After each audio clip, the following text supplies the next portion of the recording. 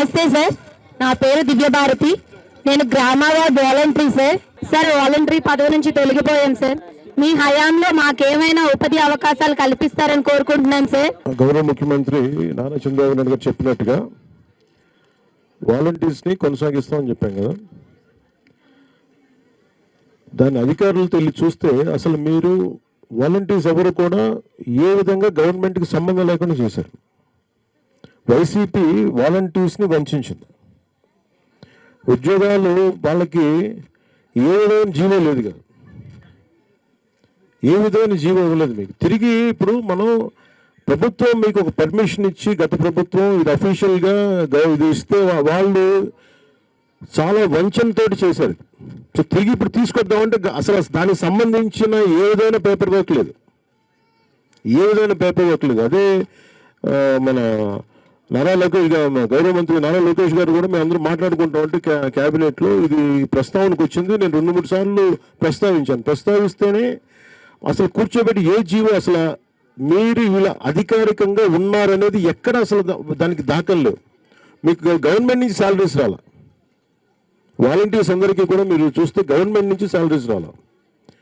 ఇది గవర్నమెంట్ ఉద్యోగాలలాగా మీకు మిమ్మల్ని భ్రమింపజేసి గవర్నమెంట్ ఉద్యోగాలు లేదు. అది లోపలికి వచ్చాక మాకు అర్థమైంది అసలు గవర్నమెంట్ ఉద్యోగాలే కాదు ఇది. వాళ్ళు ఏం చెప్పారు, ప్రభుత్వ ఉద్యోగాలు కాదు అవి.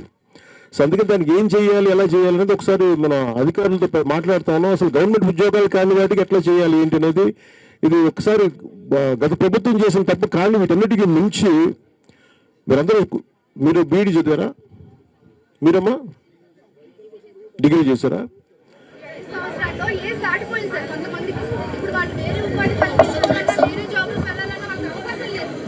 అంటే అసలు మీరు ఆ ఉద్యోగం పేరే చూడండి,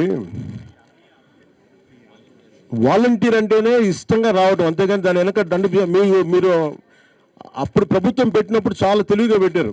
రేపు పొద్దున మీరు గట్టిగా మాకు ఉద్యోగం అంటే ఉద్యోగం కాదు, మీరు వాలంటీర్ చేశారు, ఇష్టపూర్వకంగా వచ్చారు, మీరు సేవ చేస్తారని వచ్చారు తప్ప దాని తగ్గట్టుగా అది జీతం అని పెట్టలేదు. దానికి ఏంటంటే ఆందోళనమో గ్రాట్యుటీ అని పెట్టారు. మోసం ఎలా చేస్తారంటే వాలంటీర్ అంటే ఇప్పుడు కలెక్టర్ గారు ఉన్నారు, ప్రిన్సిపల్ సెక్రటరీ, ఈవెన్ ప్రాపర్ పేర్లు ఉంటాయి వీటికి. క్లాస్ 4 ఎంప్లాయో, క్లాస్ 3 ఎంప్లాయో, దీనికి ఏమీ లేదు. వాలంటీర్కి నేను ఇష్టపడి రెడ్ క్రాస్ వాలంటీర్స్ ఎలాగో విలేజ్ వాలంటీర్స్, విలేజ్ బాగు కోసం మేము వస్తాం, దానికి గౌరవార్థం మేము మీకు కొంత డబ్బిస్తాం.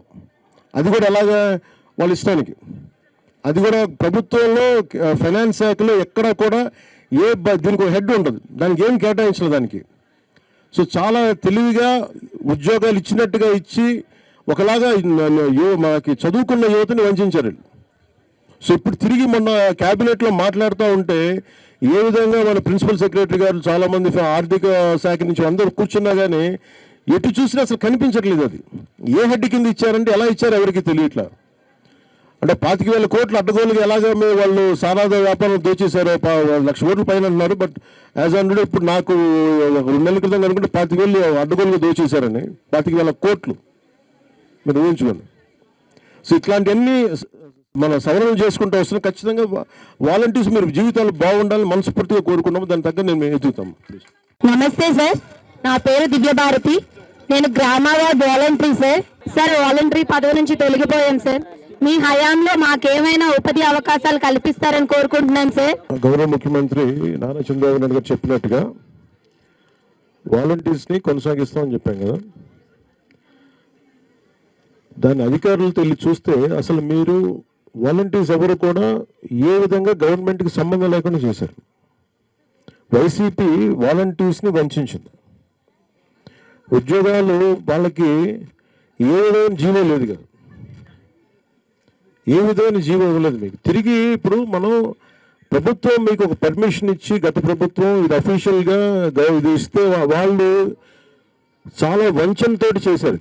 సో తిరిగి ఇప్పుడు తీసుకొద్దామంటే అసలు దానికి సంబంధించిన ఏ విధమైన పేపర్ వర్క్ లేదు, ఏ విధమైన పేపర్ వర్క్ లేదు. అదే మన నారా లోకేష్ గారు, గౌరవ మంత్రి నారా లోకేష్ గారు కూడా మేము అందరూ మాట్లాడుకుంటాం అంటే క్యాబినెట్లో ఇది ప్రస్తావనకు వచ్చింది. నేను 2-3 సార్లు ప్రస్తావించాను. ప్రస్తావిస్తేనే అసలు కూర్చోబెట్టి ఏ జీవో అసలు మీరు ఇలా అధికారికంగా ఉన్నారనేది ఎక్కడ అసలు దానికి దాఖలు లేవు. మీకు గవర్నమెంట్ నుంచి శాలరీస్ రాలా. వాలంటీర్స్ అందరికీ కూడా మీరు చూస్తే గవర్నమెంట్ నుంచి శాలరీస్ రాలా. ఇది గవర్నమెంట్ ఉద్యోగాల్లాగా మీకు మిమ్మల్ని భ్రమింపజేసి గవర్నమెంట్ ఉద్యోగాలు లేదు. అది లోపలికి వచ్చాక మాకు అర్థమైంది అసలు గవర్నమెంట్ ఉద్యోగాలు కాదు ఇది. వాళ్ళు ఏం చెప్పారు, ప్రభుత్వ ఉద్యోగాలు కాదు అవి. సో అందుకని దానికి ఏం చేయాలి, ఎలా చేయాలి అనేది ఒకసారి మన అధికారులతో మాట్లాడుతాను. అసలు గవర్నమెంట్ ఉద్యోగాలు కాని వాటికి ఎట్లా చేయాలి ఏంటి అనేది ఇది ఒకసారి గత ప్రభుత్వం చేసిన తప్పు. కానీ వీటన్నిటికీ మించి మీరు బీఈడీ చదివారా, మీరమ్మా డిగ్రీ చేశారా? సంవత్సరాల్లో ఏజ్ దాటిపోయింది సార్ కొంతమందికి. ఇప్పుడు వాళ్ళు వేరే ఉపాధి కల్పించాలన్నా వేరే జాబ్లకు వెళ్ళాలన్నా వాళ్ళకి అవకాశం లేదు. అంటే అసలు మీరు ఆ ఉద్యోగం పేరే చూడండి, వాలంటీర్ అంటేనే ఇష్టంగా రావడం, అంతేగాని దాని వెనక మీరు అప్పుడు ప్రభుత్వం పెట్టినప్పుడు చాలా తెలివిగా పెట్టారు.